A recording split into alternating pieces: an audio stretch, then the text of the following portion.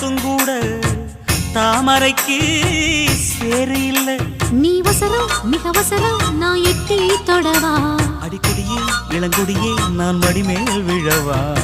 சோழ காட்டுக்குள்ள சுகம் கண்டதால காளங்கண்ணு குட்டி தூக்குது வாழ.